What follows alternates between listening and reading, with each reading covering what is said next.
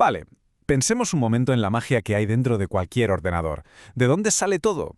Pues de algo tan simple como la electricidad. Vamos a hacer justo eso, seguir el increíble viaje desde un simple flujo de electrones hasta, bueno, hasta la capacidad de computar. A ver, la pregunta es clave, ¿verdad? ¿Cómo es posible que una simple corriente eléctrica se transforme en un ordenador? Parece casi brujería, pero todo tiene una explicación lógica. Y ese es el camino que vamos a empezar a recorrer ahora mismo. Bueno, como en cualquier construcción, hay que empezar por los cimientos, por los ladrillos. Y en el mundo de la electrónica, esos cimientos son las reglas básicas que controlan la electricidad. Es que sin entender esto, es imposible construir nada después. Y la primerísima regla, la que lo gobierna todo, es la famosa ley de Ohm. Básicamente, nos explica la relación que hay entre el voltaje, la corriente y la resistencia. Es como la gramática fundamental que necesitamos para empezar a hablar el idioma de la electricidad. Claro, una vez que conocemos las reglas del juego, necesitamos las piezas, los componentes, y cada uno hace una cosa. Los resistores, por ejemplo, son como un cuello de botella en una tubería, frenan la corriente. Los capacitores, pues mira, actúan como un pequeño depósito que guarda energía por un momento. Y los transistores, que son la clave de todo, son interruptores diminutos, súper rápidos. Cada uno es esencial para poder manejar y controlar ese flujo de electrones. Y ahora, aquí es donde sucede la magia de verdad. El gran salto del mundo analógico, el nuestro, al mundo digital, el de las máquinas. Se trata de traducir.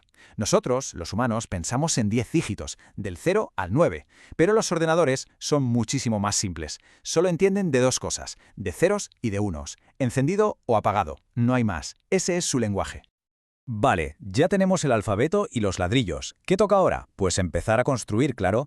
Vamos a ver cómo se conectan estas piezas para crear algo que ya empieza a tener una función. Las primeras paredes de nuestro edificio digital. Una manera de conectar las cosas es una detrás de otra, en fila india. Esto se llama un circuito en serie. La electricidad tiene que pasar por cada componente, uno por uno, en un único camino. El problema, que si una pieza falla, se rompe el camino y se apaga todo. La otra opción es conectarlos en paralelo. Y esto es muy diferente. Aquí la corriente llega a un punto y se divide, como un río que se abre en varios brazos. Cada brazo es una ruta independiente. Y esto, claro, es mucho más resistente. Si una de las rutas falla, no pasa nada. Las demás sigan funcionando como si tal cosa. La diferencia es fundamental. El ejemplo clásico son las luces de Navidad de antes. ¿Recordáis? Se fundía una bombilla y había que revisar toda la guirnalda una por una para encontrar la culpable. Eso es un circuito en serie. En un ordenador, obviamente, no nos podemos permitir eso. Necesitamos que las cosas funcionen de forma independiente. Por eso, casi todo se basa en circuitos en paralelo. Muy bien, ya tenemos los componentes y sabemos cómo conectarlos. Pero de momento solo conducen electricidad. Les falta el cerebro. Ahora es cuando la cosa se pone interesante de verdad. Vamos a ver cómo estos circuitos sencillos empiezan a pensar. Y la pieza fundamental de ese cerebro es lo que se llama una compuerta lógica. Pensemos en ella como un portero de discoteca microscópico. Según quien llegue a la puerta, las entradas, decide si deja pasar a la gente o no, la salida. Un sí o un no, un 1 o un 0. Es el bloque de construcción más básico para tomar decisiones. Claro, para diseñar con estas compuertas hace falta un lenguaje. Y ese lenguaje son las matemáticas, en concreto el álgebra de Boole.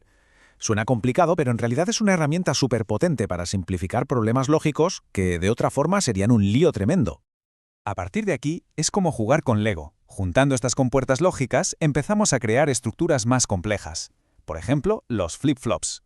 Son importantísimos porque son capaces de recordar un estado, un 0 o un 1. Y a base de juntar muchos de estos, construimos contadores, temporizadores y al final la memoria de un ordenador.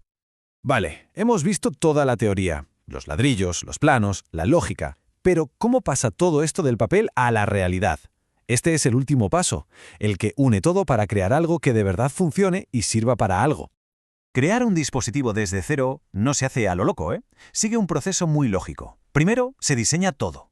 Luego, y esto es clave, se simula en un ordenador para ver si la idea funciona, para encontrar fallos.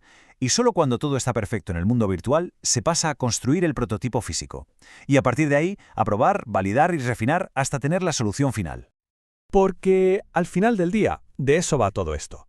Cada resistencia, cada transistor, cada compuerta lógica, todo tiene un único propósito: crear una solución tecnológica para un problema del mundo real. Si no sirve para nada, todo lo anterior es solo un ejercicio académico. Así que, como hemos visto, hay un camino muy claro que va desde una ley física súper básica hasta un aparato complejo y funcional. Es un recorrido que demuestra cómo se construye la innovación paso a paso. Y esto nos deja con una última pregunta en el aire. Conociendo estos fundamentos, ¿qué problemas se podría resolver? Las posibilidades, la verdad, son prácticamente infinitas.